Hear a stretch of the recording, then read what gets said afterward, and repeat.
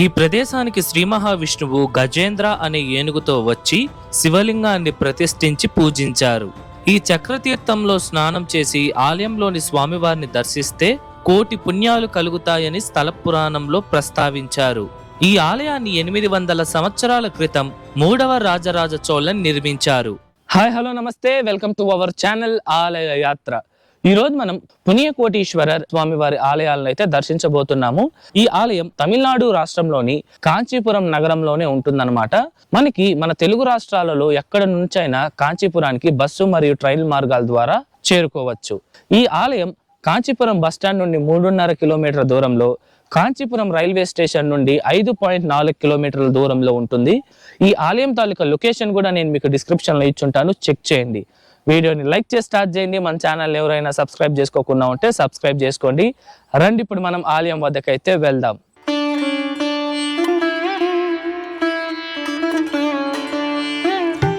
ఇదేనండి నేను మీకు చెప్పిన పుణ్యకోటీశ్వర స్వామివారి ఆలయం. ముందుగా ఆలయం టైమింగ్స్ విషయానికి వస్తే, ఈ ఆలయం ప్రతిరోజు ఉదయం 5 నుండి 11 గంటల వరకు, తిరిగి సాయంత్రం 4:30 నుండి రాత్రి 8 గంటల వరకు భక్తులకి అందుబాటులో ఉంటుంది. ఇప్పుడు రండి మనం ఆలయం లోపలికి వెళ్లి పూర్తి స్థల పురాణం తెలుసుకుందాం.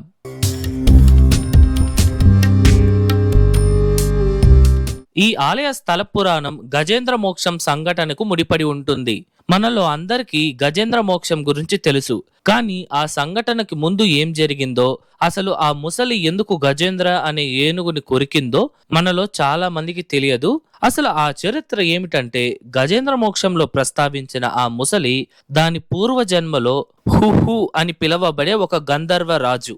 ఈ రాజు ఒకసారి దేవాల అనే మహర్షిని సందర్శించడానికి ఆ మహర్షి యొక్క ఆశ్రమానికి వచ్చారు. అప్పటికి ఉదయం అవ్వడంతో ఇద్దరు స్నానం చేసి సూర్య భగవానుణ్ణి ప్రార్థిస్తూ ఉంటారు.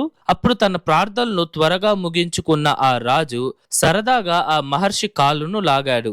దాంతో ఆ మహర్షికి విపరీతమైన కోపం వచ్చి ఆ రాజుని తన తదుపరి జన్మలో మొసలిగా జన్మించమని శపించారు. ఇక తన తప్పును తెలుసుకున్న ఆ రాజు ఆ మహర్షికి క్షమాపణ కోరగా ఆ మహర్షి తన శాపాన్ని వెనక్కు తీసుకోను అని చెప్పారు. కానీ నువ్వు నీ తదుపరి జన్మలో ముసలిగా జన్మించినప్పుడు సాక్షాత్తు ఆ మహావిష్ణువుచే మరణించి జనన మరణ చక్రం నుండి విముక్తి పొంది మోక్షానికి చేరుకుంటావు అని చెప్పి ఆ మహర్షి అక్కడి నుండి వెళ్ళిపోతారు. ఇప్పుడు మనం గజేంద్ర మోక్షం ఘట్టానికి వస్తే, పూర్వం గజేంద్ర అనే ఏనుగు వరుణదేవుడు సృష్టించిన ఋతుమత్ అనే తోటలో నివసించేది. ఈ తోట త్రికూట అనే పర్వతం మీద ఉంటుంది. ఆ ప్రదేశంలో నివసిస్తున్న ఏనుగులన్నిటికీ ఈ గజేంద్ర అనే ఏనుగే రాజు. ఈ గజేంద్రుడు ఎప్పటిలానే శ్రీ మహావిష్ణువు వారికి పూజలు చేయడానికి, తామర పుష్పాలను కోయడానికి సమీపంలో ఉన్న సరస్సుకు వెళ్తుంది. అప్పుడు ఆ సరస్సులో నివసిస్తున్న మొసలి గజేంద్ర అనే ఏనుగుపై దాడి చేసి ఆ ఏనుగు కాలును గట్టిగా కొరుకుతుంది. అప్పుడు గజేంద్రుడు ముసలి బారి నుండి తప్పించుకోవడానికి చాలాసేపు ప్రయత్నిస్తుంది, కానీ ఫలించలేదు. ఇక ఆఖరిగా తన శక్తంతా ఉపయోగించి తన తొండంలో ఉన్న ఒక తామర పుష్పాన్ని పైకి లేపి తనను రక్షించమని శ్రీ మహావిష్ణువు వారిని ప్రార్థించింది. అప్పుడు తన భక్తుడి పిలుపును మరియు ప్రార్థనను విన్న శ్రీ మహావిష్ణువు ఆ సరస్సు వద్దకు రాగా గజేంద్రుడు సంతోషించి స్వామివారికి తన తొండంతో పుష్పాన్ని సమర్పించారు. ఇది చూసిన స్వామివారు సంతోషించి తన సుదర్శన చక్రంతో ఆ మొసలని సంహరించారు. అప్పుడు గజేంద్రుడు మోకరిల్లి స్వామివారికి నమస్కరించారు. అసలు గజేంద్ర అనే ఏనుగు ఎవరో కాదండి, మహాభారతంలో ఉన్న ఇంద్రద్యుమ్నుడు. ఒకసారి అగస్త్య మహర్షి ఇంద్రద్యుమ్నుడు వద్దకు వచ్చినప్పుడు ఆయన మహావిష్ణువు వారికి పూజలు చేస్తూ అగస్త్య మహర్షి వారు వచ్చింది పట్టించుకోరు. దానికి కోపగించిన మహర్షి ఇంద్రద్యుమ్నుడితో నీ వచ్చే జన్మలో ఏనుగులా జన్మిస్తావు అని శపించారు. ఆ శాపం కారణంగానే ఆయన గజేంద్ర అనే ఏనుగుగా జన్మించి తన ఎల్లప్పుడూ పూజించే శ్రీహరిచే రక్షింపబడ్డారు. ఈ సంఘటన జరిగిన కొంత సమయం తరువాత శ్రీ మహావిష్ణువు వారు పరమేశ్వరుణ్ణి పూజించాలి అని నిర్ణయించుకొని గజేంద్రుడితో పాటు ఈ ప్రదేశానికి వచ్చి ఈ శక్తివంతమైన మరియు అద్భుతమైన ఈ చక్రతీర్థాన్ని ఏర్పాటు చేసి ఇందులో స్నానం చేసి ఇక్కడ ఒక శివలింగాన్ని ప్రతిష్ఠించి తామర పుష్పాలతో మహాశివుణ్ణి పూజించారు. ఇలా శ్రీ మహావిష్ణువు వారు పరమేశ్వరుడికి పూజ చేసే సమయంలో వరద వరద అనే ప్రస్తావించారు. ఇక్కడ వరద అంటే వరాలు ప్రసాదించేవారు అని అర్థం. స్వామివారు పూజకు మెచ్చిన పరమేశ్వరుడు ఈ ప్రదేశంలో ప్రత్యక్షమై శ్రీ మహావిష్ణువు వారు అడిగిన కోరికలను నెరవేర్చారు. అలాగే మహాశివుడు శ్రీ మహావిష్ణువు వారితో ఈ ప్రదేశంలో భక్తులు నిన్ను వరదరాజన్గా పూజిస్తారు అని కూడా దీవించారు.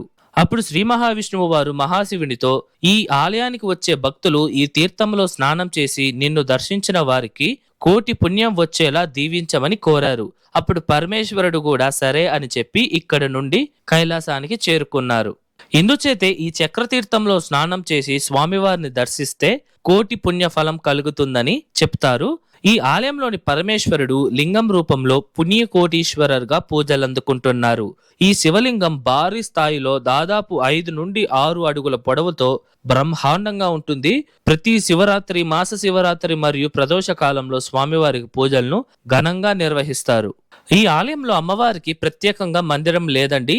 ఈ ఆలయం అనే కాదు, కాంచీపురంలో ఏ శివాలయాలలో అమ్మవారికి ప్రత్యేకంగా మందిరం ఉండదు. ఈ ఆలయ ముఖమండపంలో అమ్మవారిది ఒక చిన్న విగ్రహం అయితే ఉంటుంది. ఇక్కడ అమ్మవారిని భువనేశ్వరిగా పూజిస్తారు. ఈ పుణ్యకోటీశ్వరర్ ఆలయం అతి పవిత్రమైన కంచి పురాణంలో ప్రస్తావించిన 108 శివాలయాలలో ఒక్కటి.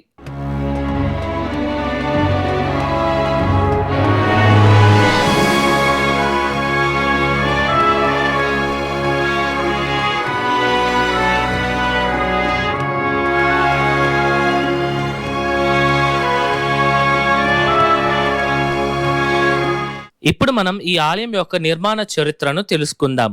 ఈ ఆలయాన్ని 13వ శతాబ్దం అనగా దాదాపు 800 సంవత్సరాల క్రితం చోళరాజైన 3వ రాజరాజ చోళన్ ఈ ఆలయాన్ని నిర్మించారు. ఈ ఆలయం మొదట్లో 3 అంతస్తుల చిన్న రాజగోపురం ఉంటుంది. అది దాటంగానే ధ్వజస్తంభం, బలిపీఠం మరియు అద్భుతమైన నంది విగ్రహం కనిపిస్తుంది. ఈ నంది విగ్రహాన్ని ఎంత అద్భుతంగా చెక్కారో మీరు కూడా చూడండి ఒకసారి. అలాగే ఇక్కడ అద్భుతమైన ముఖమండపం ఉందండి. ఈ ముఖమండపంలో శ్రీ మహావిష్ణువు వారి అనేక అవతారాలను మనం శిల్పాల రూపంలో మనం ఈ స్తంభాలపై చూడవచ్చు. ఇక్కడ చూడండి, నరసింహస్వామి వారు స్తంభం లోపల నుండి బయటకు వచ్చే విగ్రహం ఎంత అద్భుతంగా ఉందో. అలాగే అర్ధమండపంలో చోళరాజుల శైలైన చిన్న చిన్న స్తంభాలను కూడా మనం చూడవచ్చు. ఈ మొదటి ప్రాకారంలో వినాయక స్వామి మందిరం,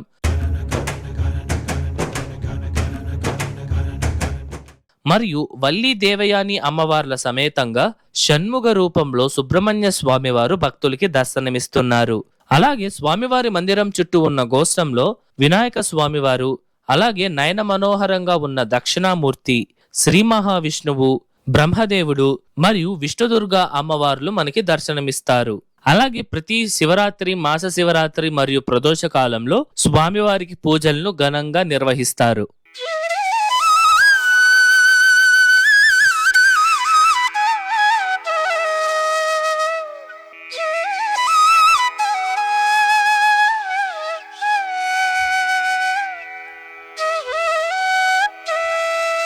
ఇదండి ఇవాల్టి వీడియో ఎలా ఉంది, నచ్చిందా? ఐ హోప్ ఈ ఆలయం తాలూకా పూర్తి చరిత్ర మీకు అర్థమయ్యేలా చెప్పాను అనుకుంటున్నాను. మీకు ఎటువంటి డౌట్స్ ఉన్నా సరే కమెంట్స్లో తెలియజేయండి, నేను మీకు పక్కా రిప్లై ఇస్తాను. అలాగే ఈ వీడియోకి ముందు మన ఛానల్లో 276 పాడులు పెట్ట స్థలాలలో 2 కపాలీశ్వరర్ స్వామి వారి ఆలయం మరియు కచ్చబేశ్వరర్ స్వామి వారి ఆలయంతో పాటు ఈ తిరుక్కచ్చూర్ అనే గ్రామంలో ఉన్న మరుందీశ్వరర్ స్వామి వారి ఆలయాన్ని కూడా దర్శించాము. ఈ 3 వీడియోస్ ఎవరైనా చూడకపోయింటే వాటి లింక్స్ నేను మీకు డిస్క్రిప్షన్లో ఇచ్చుంటాను, చెక్ చేయండి. ఈ వీడియో ఎలా ఉంది, నచ్చిందా? నచ్చితే లైక్ చేయండి, మీ ఫ్రెండ్స్ అండ్ ఫ్యామిలీస్కి షేర్ చేయండి, అండ్ దయచేసి మన ఛానల్ని సబ్స్క్రైబ్ చేసుకోండి. మరొక అద్భుతమైన ఆలయం వీడియోతో మీ ముందరకు వస్తా. అంతవరకు మీ శివవరప్రసాద్ సైనింగ్ ఆఫ్.